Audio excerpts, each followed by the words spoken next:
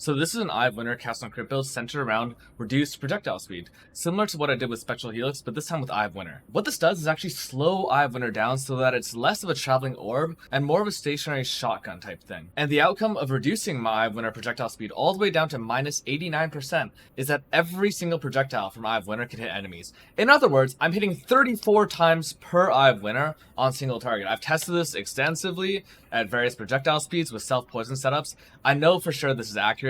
You just need to position correctly. The downside though is that I have to be in melee range, which makes going cost breeze with cast on crit Cyclone a really logical decision. Because my projectile speed is so scuffed, I need clear, and Occultist gives us this through AoE scaling with forbidden power and power charge stacking. Pair that with Herald of Ice, you have pretty solid map clear. In terms of damage, I don't really know how much damage this is doing because frankly calculating the increased damage from projectile travel distance for Eye of Winter is really just a crapshoot.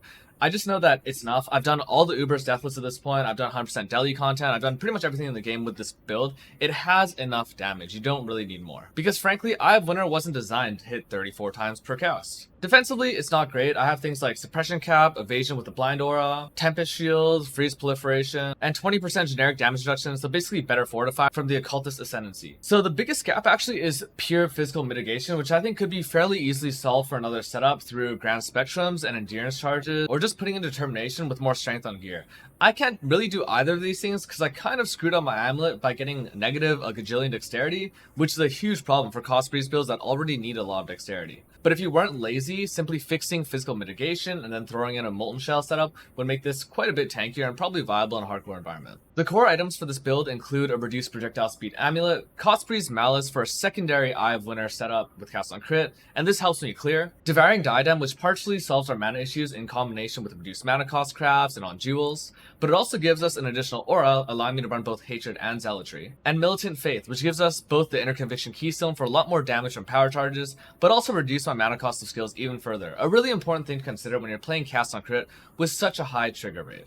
I know I'm using Torrent's Reclamation, but there's other belts that could be great in the slot. If you don't know about cast on crit thresholds, I'm not really going to explain them. You can go find them elsewhere. But basically, I can never remember the numbers. Some people might also opt for a Replica Conqueror's efficiency to get your mana cost down, but I use reduced mana cost on rare jewels. And I do this because the cost of those jewels is really cheap, because people really don't index their sales for this. So I'm basically getting 4 prop jewels at the price of a 3 prop jewel. Just to be clear, I don't think this is an efficient build because cast on crit setups generally aren't that good unless you're doing a 2 skill setup, something like Bladefall Blade Blast or Detonate Dead Volatile Dead. But I do know that it's a setup that's good enough to clear the entire game without dying too much. But given that the other sensible setup was going either mines or traps, I figured I'd let myself enjoy the feeling of CoC again.